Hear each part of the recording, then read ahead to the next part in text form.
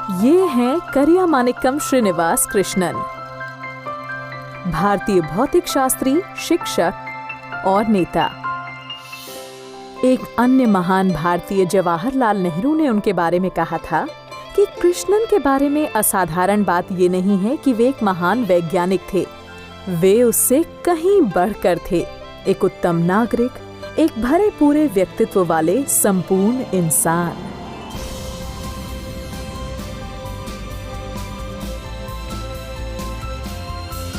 आइए हमारे साथ के.एस. कृष्णन के पद चिन्हों का अनुसरण कीजिए और इस असाधारण इंसान के विभिन्न पहलुओं को जानिए। वे नोबेल पुरस्कार विजेता सी.वी. रमन के सहकर्मी के रूप में प्रसिद्ध हुए। उन्होंने गूढ़ वर्गीकृत वैज्ञानिक क्षेत्रों में क्रिस्टल के चुंबकीय व्यवहार से लेकर तापायनिकी और ठोस स्थैतिक भौतिकी पर काम किया। वे प्रेरणादायक शिक्षक थे और भारत में वैज्ञानिक संस्थानों के विकास में एक महत्वपूर्ण कड़ी भी थे। ये संस्थान आज भी प्रासंगिक हैं। इस फिल्म के द्वारा हम कृष्णन की जीवन यात्रा को जानेंगे। ये कोशिश है उस इंसान की एक झलक पाने की जिनका कद आज भी विज्ञान की दुनिया में ऊंचा है। करियामानिक्कम श्रीनिवास कृष्णन का जन्म 1898 में तमिलनाडु के एक छोटे से कस्बे वात्र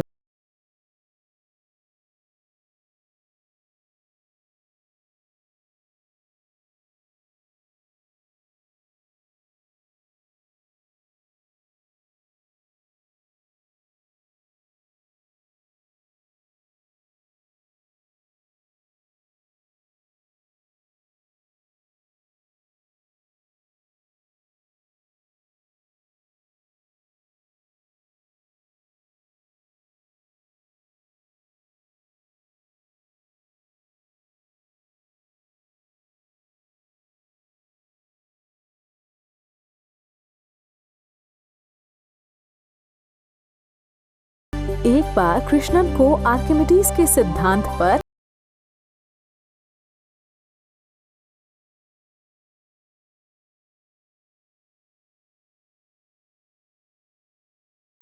सिर्फ उसे लिखने में संतुष्ट नहीं थे। उन्होंने परीक्षण किया और एक यंत्र का आविष्कार कर दिया जिससे घनत्व मापा जा सकता था और फिर उन्होंने उसके बारे में लिखा।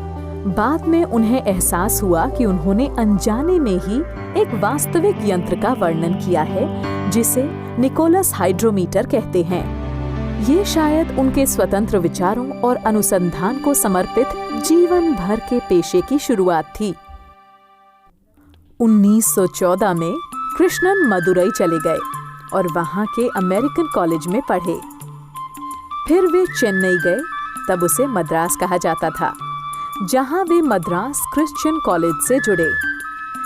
यहाँ उन्होंने 1916 से 1918 तक विज्ञान की पढ़ाई की। शीघ्र ही विज्ञान में उनकी अनोखी काबिलियत की पहचान हो गई। 1918 में कृष्णन ने कॉलेज की मौलिक शिक्षा पूरी की और उन्हें रसायन विज्ञान विभाग में प्रदर्शक का पद मिला। यहाँ कृष्णन की शिक्षक प्रवृत्ति सामने आई।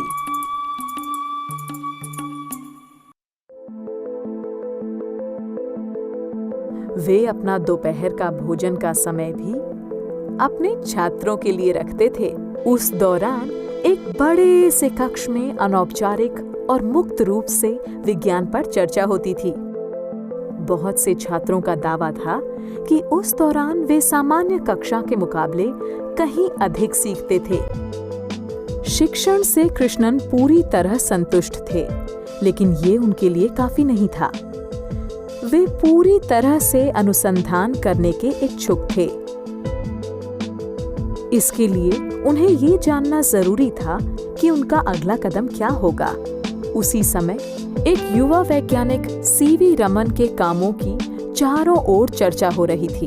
वो कलकत्ता विश्वविद्यालय में उत्साहिक अनुसंधान कर रहे थे। तभी कृष्णन ने वहां विज्ञान स्नातकोत्तर के पाठ्यक्रम के लिए आवेदन किया और इसलिए नौजवान कृष्णन 1920 में कलकत्ता आ गए और अपनी जिंदगी के इस सबसे रोचक अध्याय के बारे में उन्होंने लिखा है। मैंने अपनी नौकरी छोड़कर भौतिकी में अनुसंधान करने का निश्चय किया और प्रोफेसर सीवी रमन के पास कलकत्ता चला गया, लेकिन वे मेरे एकाएक अनुसंधान करने के फैसले से सहमत नहीं थे। उसके बाद कलकत्ता विश्वविद्यालय में 2 साल तक भौतिकी के विभिन्न पहलुओं को समझने के बाद ही मैं उनके अनुसंधान दल में शामिल हो पाया। वो 1923 का वर्ष था। आखिरकार Krishnan Indian association for cultivation of sciences IACS में रमन के दल में शामिल हो गए। सीवी रमन और उनकी टीम ने जो काम किए हैं, यहाँ उनकी एक छोटी सी पृष्ठभूमि दिखाई देगी। उसकी शुरुआत नीले समुद्र से होती है। रमन ने सोचना शुरू किया कि समुद्र नीला क्यों होता है। उन्होंने प्रकाश के विकिरणन का अध्ययन आरंभ किया। सूर्य का प्रकाश सफेद होता है, जो असंख्य रंगों से मिलकर बना होता है। अब पानी की बात करते हैं। पहले लोग सोचते थे कि यह परावर्तन के कारण नीला दिखाई देता है। इसकी वजह दूसरी है। इसका उत्तर ढूंढने के लिए रमन ने 1920 में कई प्रयोग किए। उन्होंने विभिन्न पदार्थों से प्रकाश के गुजरने के परिणामों का अध्ययन किया। 1922 में कृष्णन ने अपनी कुछ खोजों को प्रकाशित करवाया। 1923 में कृष्णन के अन्य विद्यार्थी रामनाथन ने, जो पानी में प्रकाश के प्रकीर्णन पर परीक्षण कर रहे थे, उन्होंने कुछ असामान्य चीज देखी। जब सूर्य का प्रकाश एक बैंगनी रंग के शीशे से छनकर तरल से गुजरता है, तो प्रकीर्णित किरणों में कुछ किरणें ऐसी थीं जो मूल प्रकाश में नहीं थीं। इसलिए अगर मूल प्रकाश की तरंग दैर्घ्य λ1 हो, तो उससे उत्पन्न होने वाली कुछ प्रकाश की किरणों की तरंग दैर्घ्य λ2 होगी। उनके सहयोगी रामनाथन ने इस घटना को प्रतिदीप्ति प्रकाश का नाम दिया। ये घटना KS कृष्णन के योगदान के बाद हुई। 1925 से 3 वर्ष तक उन्होंने इस घटना का अध्ययन किया। उन्होंने 65 तरह के शुद्ध तरल में होने वाले प्रकाश के प्रकीर्णन को देखने के लिए प्रयोग किए। अपने इस काम से कृष्णन ने ये जाना कि जो नई विकिरणता है वो आंशिक रूप से ध्रुवीय है, जो कि सामान्य अध्रुवीय प्रदीप्ति प्रकाश से भिन्न है। इसे समझाने के लिए रमन और उनके दल को एक सिद्धांत की आवश्यकता थी। 27 फरवरी 1928 को कृष्णन ने शुद्ध ग्लिसरीन में एक धुंधला मगर निश्चित हरा प्रकाश देखा और उसे दर्ज किया। 28 फरवरी की सुबह रमन ने इसका अध्ययन शुरू कर दिया। रमन के कार्य को समझने का एक और तरीका है। सौर वर्णक्रम में से बैंगनी प्रकाश को एक बैंगनी फिल्टर द्वारा पृथक करके द्रव्य के नमूने में से गुजारा जाता है। अब इस द्रव्य के नमूने से निकला अधिकतम प्रकाश ठीक उसी रंग का होगा जो आपतित बैंगनी किरण का है। इसे रैले का विकिरणन प्रकाश कहा जाता है, लेकिन वो ये दिखाने में कामयाब हुए कि विकिरणित प्रकाश का कुछ हिस्सा एक अलग रंग का है, जिसे पर्यवेक्षक और नमूने के बीच रखे हरे फिल्टर के द्वारा पृथक किया जा सकता है। इस नतीजे पर पहुंचने में उनकी मदद हाल ही में खोजे गए कॉम्पटन प्रभाव ने की। सरल भाषा में, जब एक उच्च ऊर्जा वाला फोटोन अपने लक्ष्य से टकराता है, तब वह बाहरी शिथिल बंधे इलेक्ट्रॉन को छोड़ देता है। इस कारण छितरी हुई विकिरणों की तरंग दैर्घ्यता में परिवर्तन आता है। रमन ये समझ गए कि वो उसी प्रभाव का प्रकाशीय अनुरूप देख रहे हैं। अगले दिन यानी 29 फरवरी को एसोसिएटेड प्रेस में इस अभूतपूर्व खोज की खबर आ चुकी थी। इसे रमन प्रभाव के नाम से जाना गया। इस खोज के कारण ही सीवी रमन भौतिक शास्त्र में नोबेल पुरस्कार पाने वाले पहले भारतीय बने। कृष्णन और उनके पूरे दल के लिए अगले कुछ महीने गहन परिश्रम के थे। वे सब इस नए तथ्य के अलग अलग पहलुओं का अध्ययन करने में जुटे हुए थे। कृष्णन का इन सब में काफी योगदान रहा। उस समय लिखे गए 12 लेखों में से 9 के वे सहलेखक थे।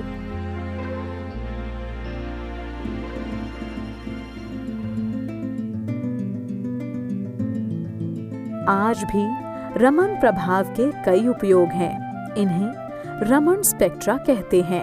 ये प्रतिरूप की तरह होते हैं और हर पदार्थ का अपना अनूठा प्रतिरूप होता है। तो इस तरह अलग अलग प्रतिरूपों के द्वारा हम अलग अलग पदार्थ पहचान सकते हैं। इसके अनेक उपयोग हैं। इसे दवाइयों में प्रयोग किया जाता है ताकि रोग का सही निदान हो सके। इसे फोरेंसिक्स में भी प्रयोग किया जाता है। विस्फोटक, प्रदूषक और नारकोटिक्स का पता लगाने के लिए भी इसका प्रयोग होता है। रमन के नोबेल पुरस्कार जीतने पर थोड़ा विवाद रहा। कुछ लोग ये मानते हैं कि ये पुरस्कार उन्हें कृष्णन के साथ मिलना चाहिए था। रमन ने आंध्र विश्वविद्यालय के कुलपति को लिखे सिफारिशी पत्र में स्वयं इसका जिक्र किया है।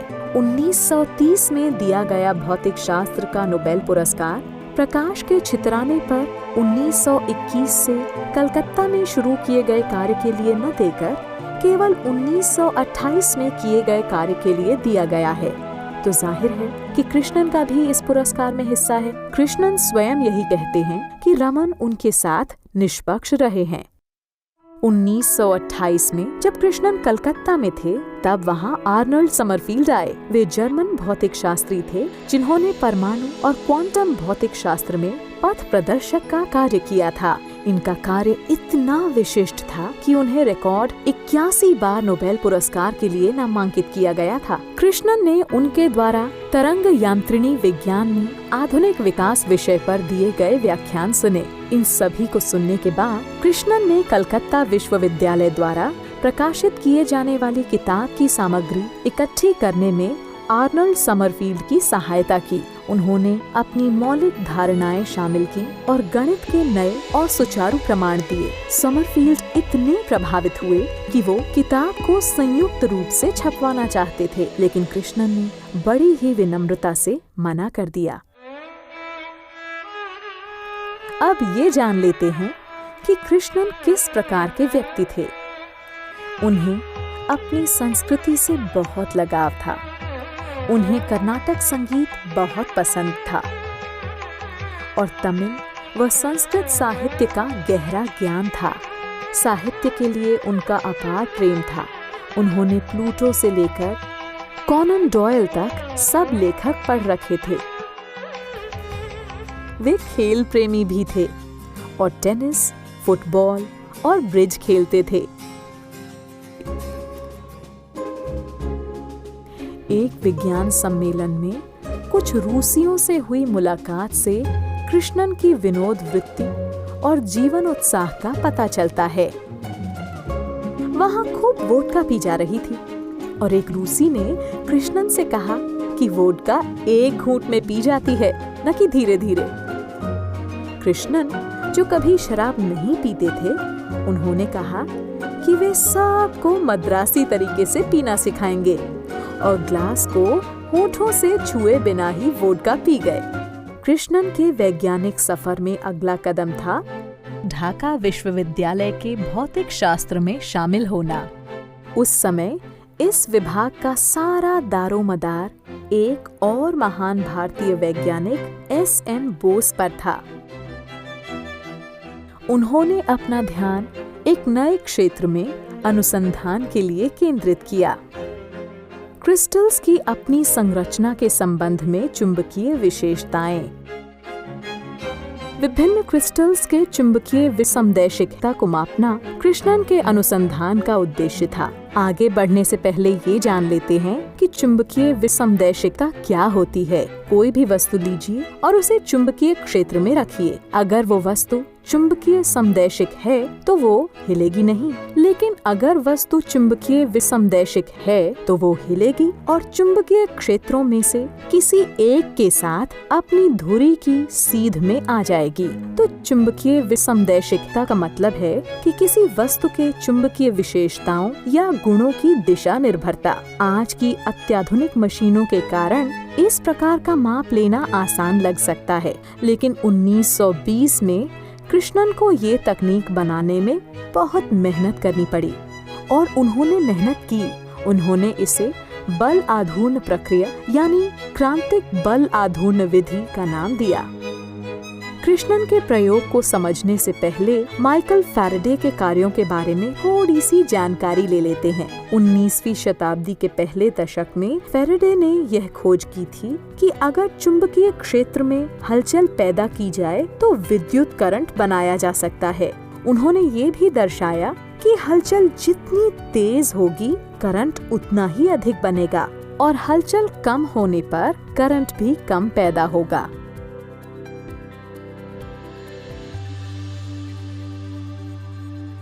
अब कृष्णन ने इस जानकारी का रचनात्मक और सरल प्रयोग किया। आखिर उन्होंने ऐसा क्या किया? एनिस्ट्रोपी का पता लगाने के लिए उन्होंने अंशांकित स्फटिक तंतु के एक सिरे पर क्रिस्टल को बांधकर लटका दिया। जब चुंबकीय क्षेत्र सक्रिय होता है तो अगर क्रिस्टल एनिस्ट्रोपिक होगा तो घूम जाएगा। अब घुमाव के इस कोण को मापकर वे वस्तु के चुंबकीय एनिस्ट्रोपी की गणना कर सकते थे। ये एक रचनात्मक विचार था। इसे मापदंड पर सीधा मापना बहुत ही मुश्किल है, इसलिए इसमें हलचल बहुत कम होती है, लेकिन वृत्तीय हलचल को आसानी से देखा और मापा जा सकता है। कैम्ब्रिज में स्कॉनबर्ग जैसे कई विद्वान इस प्रक्रिया से काफी प्रेरित हुए और इस प्रक्रिया को उन्होंने अपने शोध कार्यों में प्रयोग करना शुरू कर दिया। इस शोध द्वारा प्राप्त की गई जानकारी का प्रयोग पेट्रोलियम की खोज जैसे महत्वपूर्ण क्षेत्रों में किया जाता है। 1933 में कृष्णन कोलकाता वापस आए और Indian institute for the cultivation of science में भौतिकी शास्त्र के प्रोफेसर का पद स्वीकार किया। ये काफी प्रतिष्ठित पद था। इस कार्य और रमन प्रभाव में अपने योगदान के लिए कृष्णन को अंतर्राष्ट्रीय ख्याति मिली। 1940 में 42 साल की आयु में उन्हें लंदन की रॉयल सोसाइटी का सदस्य चुना गया। –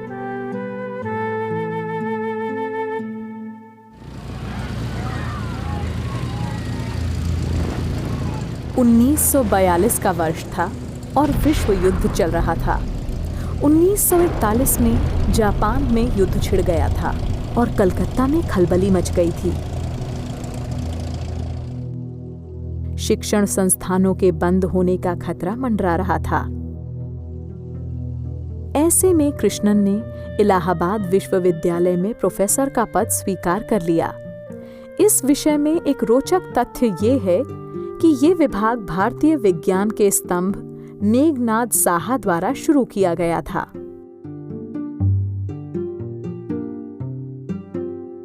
इलाहाबाद में गुजारे इन वर्षों ने ये साबित कर दिया कि कृष्णन केवल एक महान वैज्ञानिक ही नहीं बल्कि एक बेहद अच्छे शिक्षक भी हैं।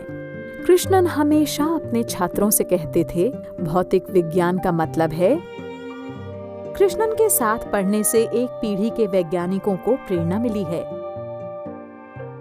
इस चरण में शायद अपनी प्रशासनिक जिम्मेदारियों के कारण कृष्णन प्रायोगिक भौतिक शास्त्र में ज्यादा योगदान नहीं दे पाए, लेकिन इनकी महानता इसमें है कि वे उतने ही अच्छे सिद्धांत शास्त्री भी थे।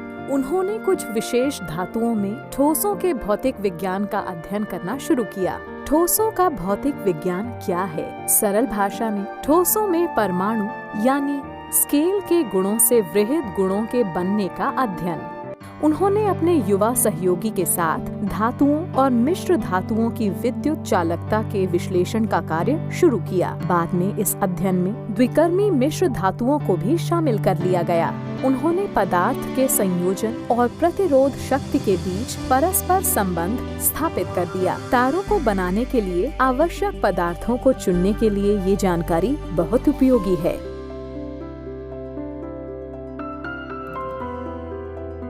रामानुजम उनकी प्रेरणा थे। शायद इसलिए वे एक विशिष्ट गणितज्ञ भी थे।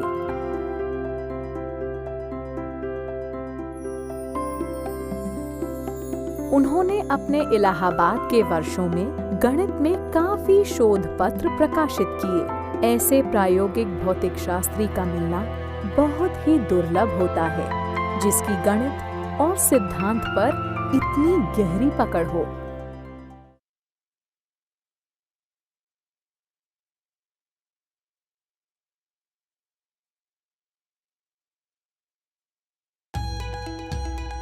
आज भी वैज्ञानिक समुदाय कृष्णन को एक पूर्ण भौतिक शास्त्री की उपाधि देता है। 1947 में स्वतंत्र भारत का नेतृत्व कर रहे थे जवाहरलाल नेहरू, एक ऐसे इंसान जो विज्ञान आधारित विकास के प्रति वचनबद्ध थे। महत्वपूर्ण वैज्ञानिक संस्थाओं के अगुवा के रूप में बहुमुखी प्रतिभा वाले कृष्णन एक स्वाभाविक विकल्प थे। इसलिए 1947 में जब नेहरू ने NPL यानी राष्ट्रीय भौतिकी प्रयोगशाला का उद्घाटन किया, तो कृष्णन इसके पहले निदेशक का पद ग्रहण करने दिल्ली आ गए। कृष्णन ने खुद को इमारत के निर्माण से लेकर वैज्ञानिक आधारभूत संरचना की स्थापना और जरूरी वैज्ञानिक मानव शक्ति के निर्माण में खुद को डुबो लिया। निदेशक का पद संभालने के बाद जल्द ही कृष्णन की रहस्यात्मकता का एक मजेदार पहलू सामने आया।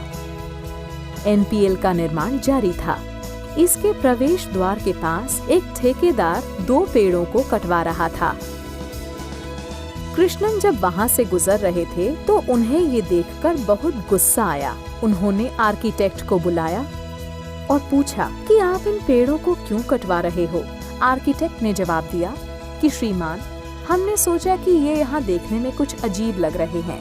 तो कृष्णन ने कहा कि तुम पेड़ काटने की बजाय एक पेड़ और लगवाकर इस जगह को संतुलित कर सकते हो। ये NPL के अध्यादेश का ही एक भाग था कि ऐसे मापदंडों का विकास किया जाए जो सटीक नाप तौल में अंतर्राष्ट्रीय मानकों से मेल खाते हों। इसलिए कृष्णन ने नाप तौल के ऐसे राष्ट्रीय मानक स्थापित किए जो विभिन्न भारतीय नाप तौल इकाई के समकक्ष थे, जैसे कि वजन के लिए 1 किलो, लंबाई नापने के लिए 1 मीटर, समय के लिए सेकंड और बिजली के वोल्टेज व रोधक को मापने के लिए 1 एम्पियर और तापमान को मापने के लिए 1 कैंडेला। नाप तौल के इन मानकों को NPL ने अभी भी बनाए रखा है। एक मुख्य सहयोगी के रूप में कृष्णन की शुरुआत डॉक्टर डेविड शोएनबर्ग के साथ हुई, जो कि निम्न तापमान पर अपने काम के लिए मशहूर ब्रिटिश वैज्ञानिक थे। निम्न तापमान पर ठोसों के व्यवहार का अध्ययन करने के लिए दोनों ने मिलकर तरल हीलियम संयंत्र लगाया। निम्न ताप संयंत्र आज भी NPL में चालू हैं और नए अनुसंधान हो रहे हैं। कृष्णन प्रयोगशाला को निरंतर उन्नत बनाने के लिए कार्य करते रहे। 1950 की शुरुआत के दौरान उन्होंने विकास आधारित अनुसंधान का काम किया। ऐसा विकास भारत में उद्योगों के पनपने में सहायक था। कुछ शुरुआती अनुसंधान और विकास के प्रयास कार्बन और कार्बन उत्पादों पर केंद्रित थे।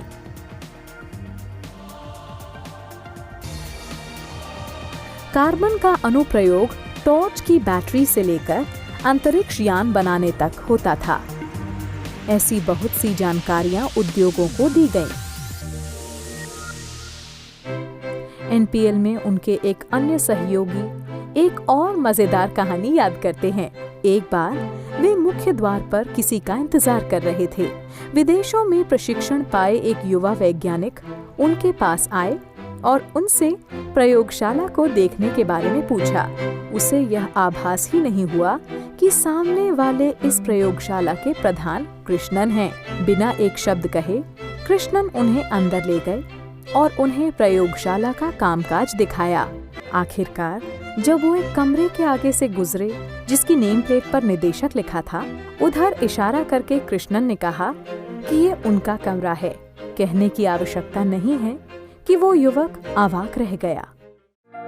1947 में अपनी नियुक्ति से 14 साल बाद तक कृष्णन इस संस्थान के प्रधान रहे। एनपीएल ने राष्ट्रीय और अंतर्राष्ट्रीय स्तर पर नाप तौल के मानकों, प्रायोगिक अनुसंधान और भौतिकी के निम्न तापमान में कृष्णन के क्रियाशील नेतृत्व में ख्याति प्राप्त की। उनकी महानता ने उनको सम्मान के शिखर पर पहुंचा दिया। उसकी सूची अंतहीन है। उनमें से कुछ खास सम्मानों की झलक यहाँ है। 1946 में उन्हें नाइट की उपाधि दी गई। 1948 में कृष्णन इंडियन साइंस कांग्रेस के अध्यक्ष बने। 1954 में उन्हें भारत सरकार ने पद्म भूषण से सम्मानित किया। 1955 में अमेरिका की राष्ट्रीय विज्ञान अकादमी ने कृष्णन को अपने वार्षिक रात्रि भोज में बतौर अतिथि वक्ता आमंत्रित किया। ये दुर्लभ विशेषाधिकार कुछ गिने चुने अंतर्राष्ट्रीय वैज्ञानिकों को ही मिला था।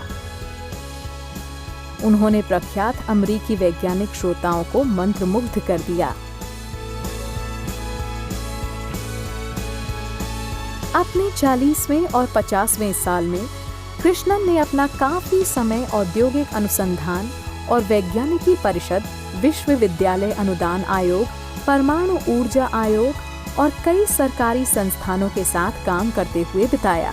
वे हमारे देश में स्पष्ट रूप से अंतर्राष्ट्रीय स्तर के वैज्ञानिक संस्थानों की स्थापना करने वाले प्रमुख किरदारों में से एक थे।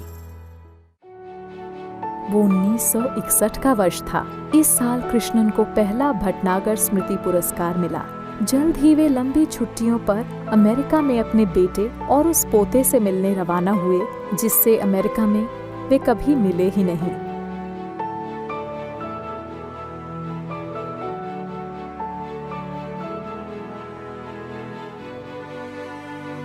14 जून की उस रात को उन्हें एक बड़ा दिल का दौरा पड़ा और उनकी मृत्यु हो गई। अपने पीछे वे अपनी पत्नी, 2 बेटों, 4 बेटियों, असंख्य विद्यार्थियों, अपने सहयोगियों और पूरे राष्ट्र को विलाप करते हुए छोड़ गए। उनका जीवन और उनके कार्य भारतीयों की नई पीढ़ी और वैज्ञानिकों को आज भी प्रेरणा देते हैं।